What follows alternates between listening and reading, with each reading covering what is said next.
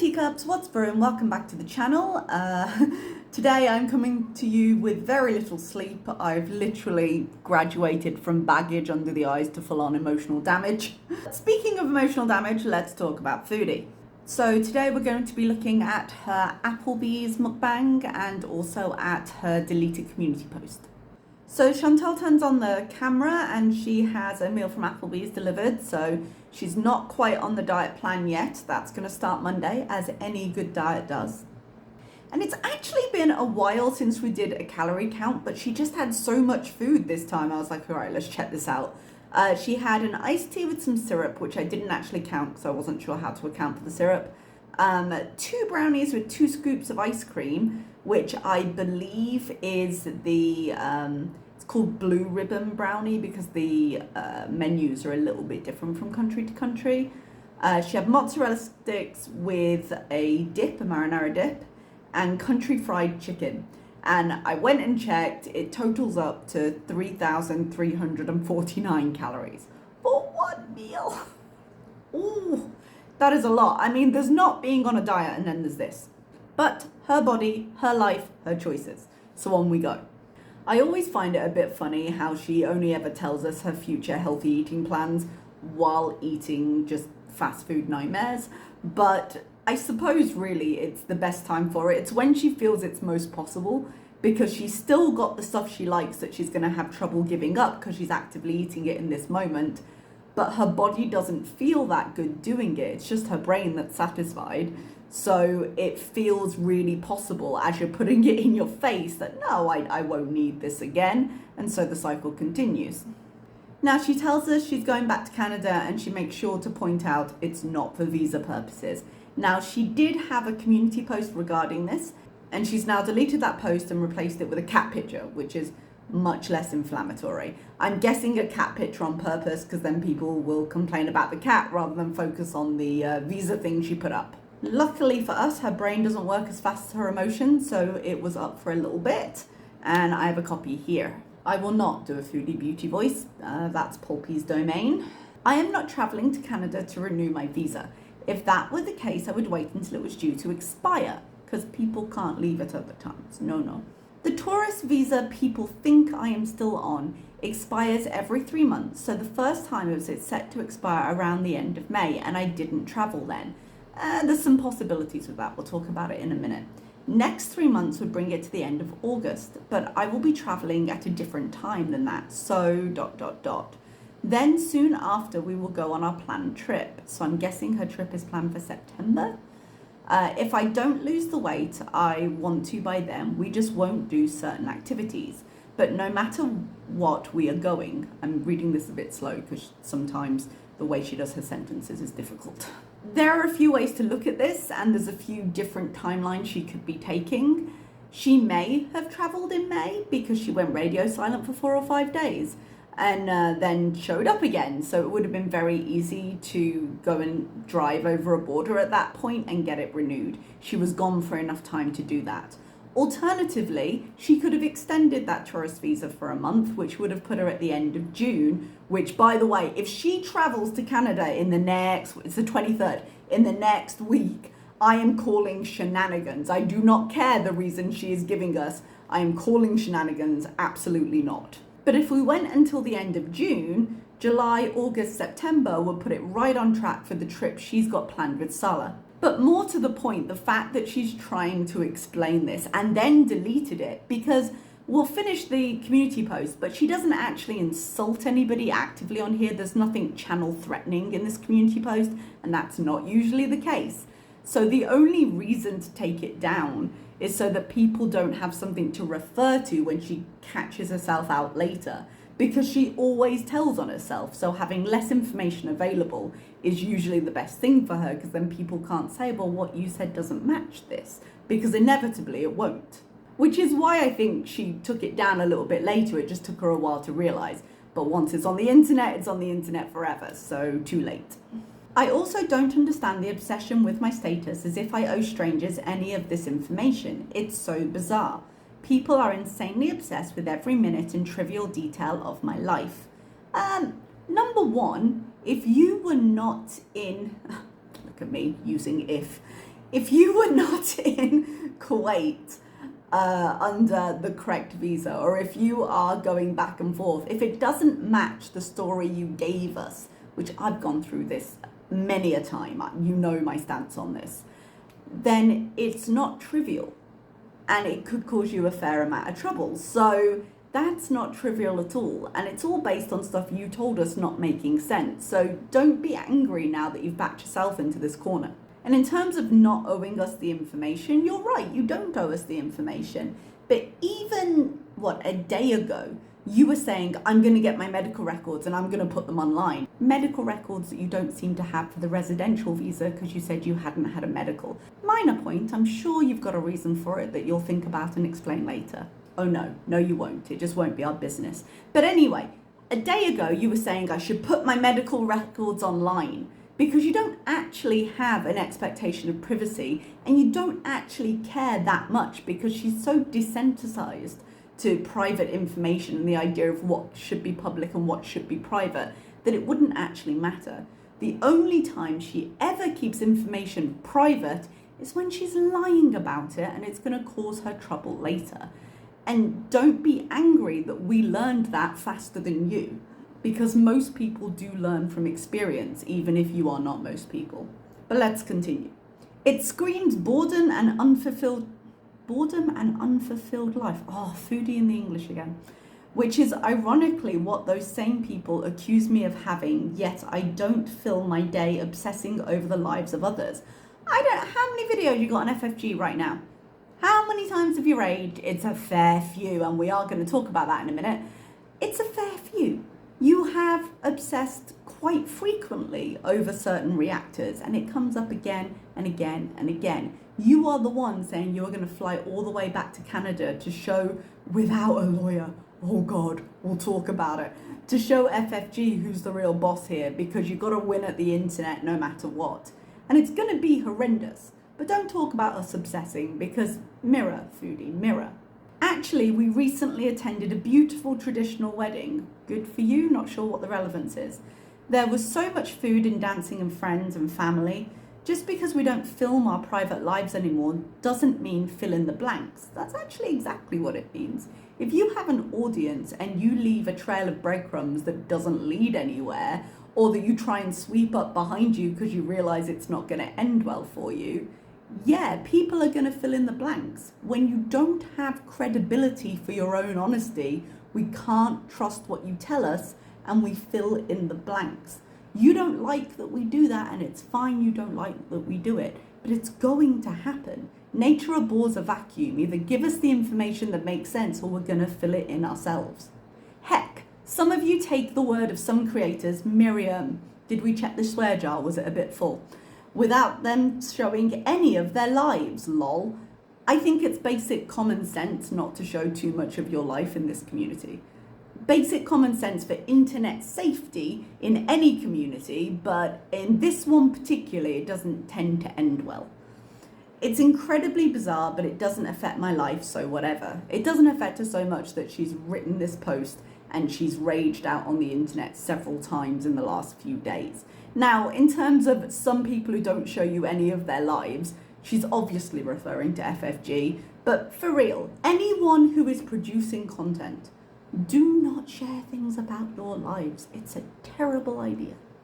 So that was the community post, and I think the lady doth protest too much. Okay, she's trying to reason out of it, she's trying to dismiss it, but she's not actually taking the step to disprove it, which has been part of this argument the whole time. So we'll look at the timeline, but remember when she has these very convenient absences, that the simplest explanation is frequently true.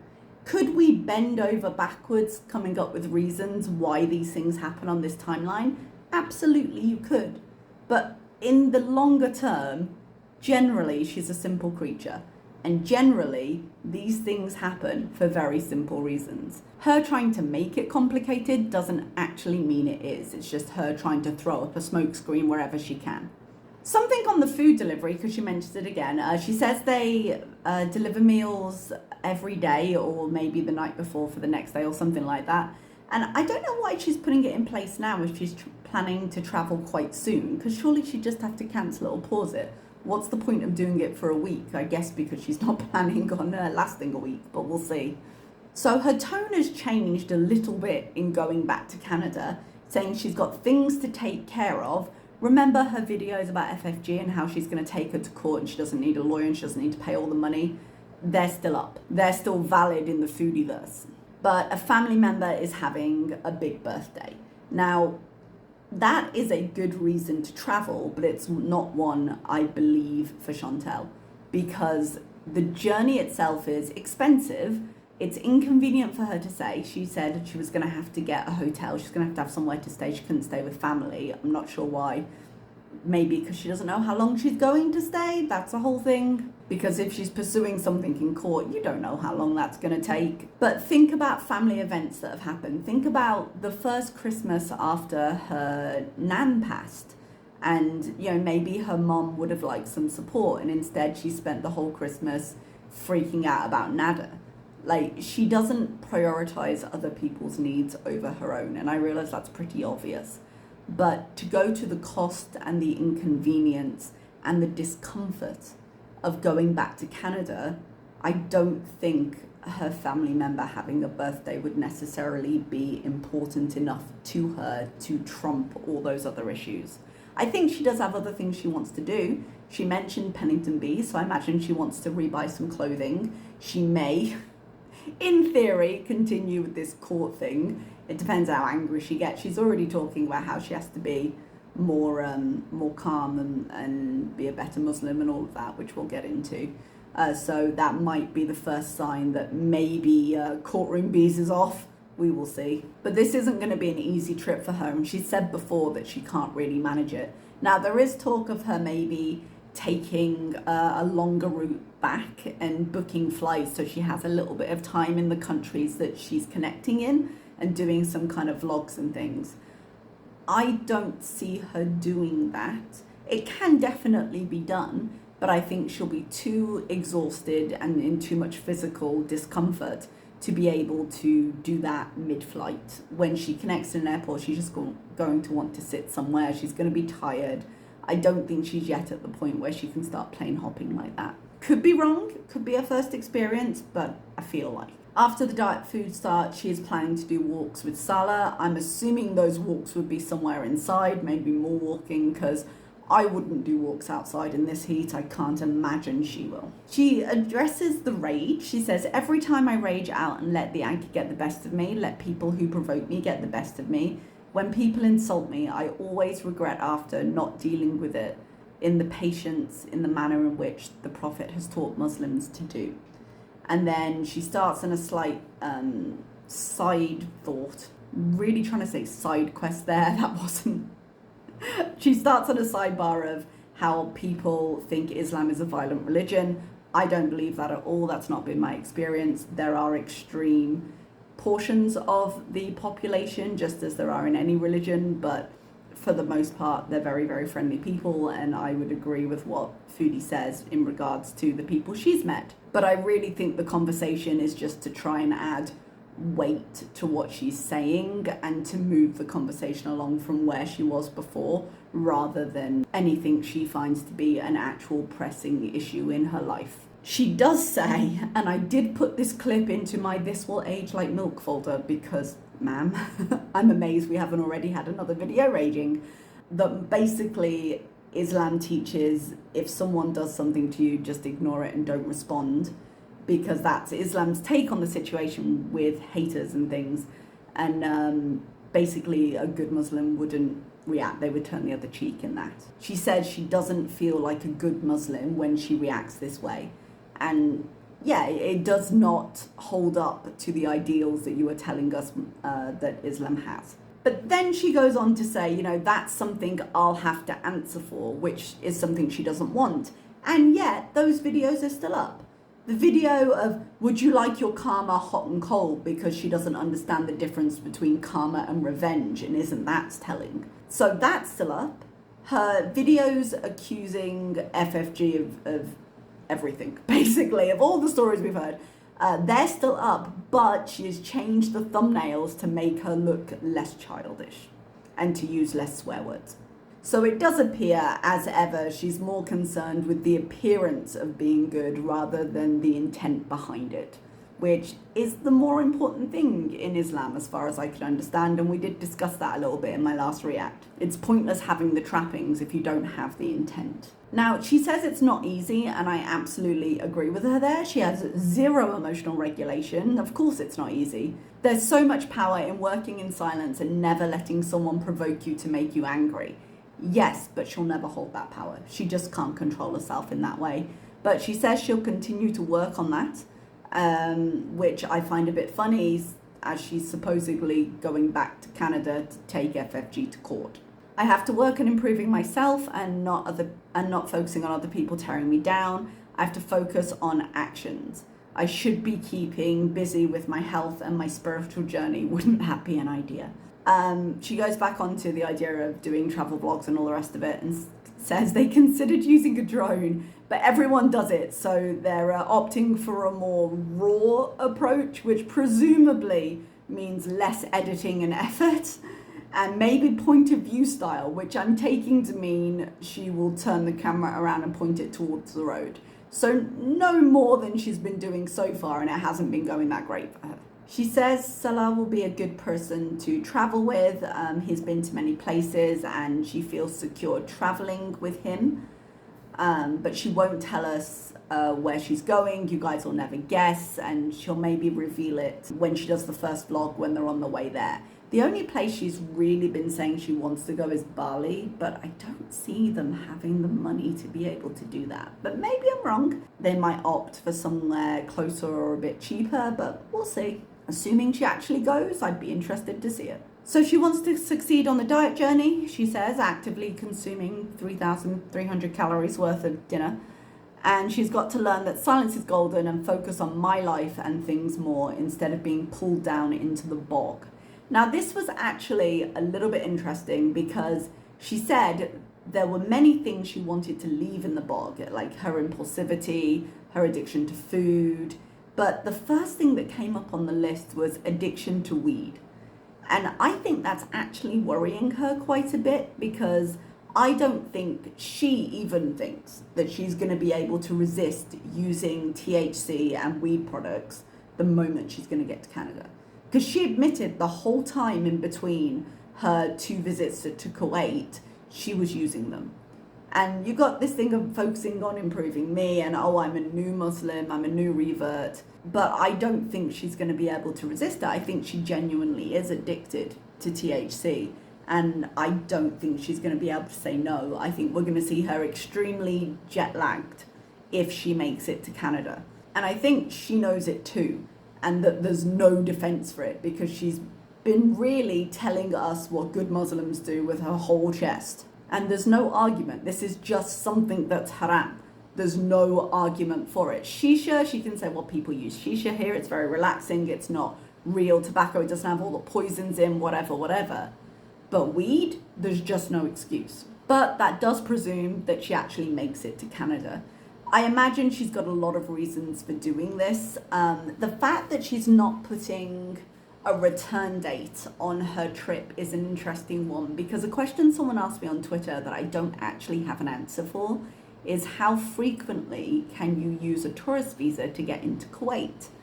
Now, I don't know exactly what the limits are for Kuwait, and I tried to look it up, but it got too muddled up with the idea of how many times can I enter on different types of visa? Are they multiple entry or not? And so the information wasn't easily available that I could see. Now with this, it's kind of a grey area, because there's going to be how many you can do, and then there's going to be if you get caught, you know? But the fact that she seems to now be planning a longer trip away makes me think perhaps she's hit a limit, or she's at risk of hitting a limit. I don't know that. This is just speculation. It makes sense that there would be limits to how many times you could do it. And when you get the e-visa, it does ask, have you had residency or have you had a tourist visa to Kuwait before? You have to check the box yes or no. So I don't know if that's impacting her plans right now. It might not be, because like I said, even if there's a limit, it's a case of you being called on it.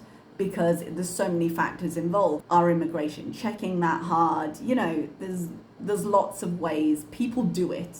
I don't want to say there's lots of ways to get around it. I don't quite mean that. People do it and they don't get caught for quite a long time. So it's luck of the draw, really. But it may be under the guise of following up with FFG. Oh, we didn't talk about that. One sec, I'll get back to it. That she's using it to make a longer trip back to Canada so it looks less suspicious when she returns to Kuwait. The one thing I was going to say about FFG is that, about Chantal and FFG, is that Chantal said, oh, I don't need to get a lawyer. I don't need to spend all that money. I can just take her to court myself. My dudes, I will pay to see it. Think about Chantal for a moment. Think about how she processes information, how she gets overwhelmed by details, how she's completely incapable of taking advice or being told anything, even if it's correct. Like, okay, I am a reasonably intelligent person. I know a bit about some things, much like anybody else. Chantal thinks she's the smartest person in the room. I don't believe that about myself, but I know I have certain strengths. I'm very detail-oriented. I can do the research when I need to, and I'm fairly articulate. So if it came to a very clear-cut legal case, when it was, I don't know, I've never had a dispute in terms of rent or whatever, but if it was a case of like something very simple where you should have given me this notice, you didn't give it to me, let's fight about it. Something where it was quite clear-cut, I might be tempted to represent myself because I feel I could do the work to do that. But in something more complicated, I wouldn't represent myself. And I feel that my skill set lends itself more to the argument than Foodie's does. Now, Foodie has thrown around the words theft by deception. I'm not sure the legal standing of that. I'd have to look. Given that she literally had videos on her channel of her handing it over, I'm not sure how much of a leg she'd have to stand on. But she's also brought up the idea of defamation, and that seems to be the thing she's sticking with. But defamation is massively hard to prove. And like it's a complicated case to make. You need a lawyer for that. And she's not going to go get a solicitor. She can't afford to. And even if she could, the thing with defamation is what you say doesn't have to be true. You just have to prove why you had reasonable belief that it would be true. FFG has got a vet visit saying that the cats were rescued from neglect. She's got all of Foodie's videos with all of the neglectful behavior we've seen. And she's got Foodie herself admitting that when she gets depressed, she's not great at taking care of things. We've got the evidence of Timbits, who, yes, was Pizza's cat, but shows that neither of them, she couldn't use the argument of, oh, well, my roommate was taking care of them, because he clearly can't take care of pets. And we've got multiple instances of her trying to get the ball rolling on getting her euthanized, and how the story changed from, no, she's got the health of a cat half her age, according to the vet, there's nothing wrong with her, so I don't need to take her to the vet, to she is on her last legs and death's door and she needs to be put down because she's suddenly inconvenient. It would not be a difficult thing to prove why it was reasonable to believe that the cats were in danger, is what I'm saying. And so defamation, no. The truth is the best cure for defamation, and anything we assume about Foodie, we take from her videos. So as long as the archive exists, she's gonna have a lot of trouble arguing that argument. But my guys, I am here for that argument. Let it happen. Because if Foodie loses, and there's me using if again, if Foodie loses, there's no way FFG is going to keep quiet about it. We're going to get all the details. If FFG somehow loses, there's no way Foodie will keep quiet about it. We're going to get all the details. So I just want the drama, guys. Just bring it on. Like, I doubt she's going to make it to Canada. I very much doubt she's going to make it through all the paperwork of court, or that she's going to prepare any kind of great argument. But please, bring it on. Just do me this favor, okay? And if she does, my God, I will be here. All right, guys, that's everything from me today. Thank you so much for watching, and I will see you next time.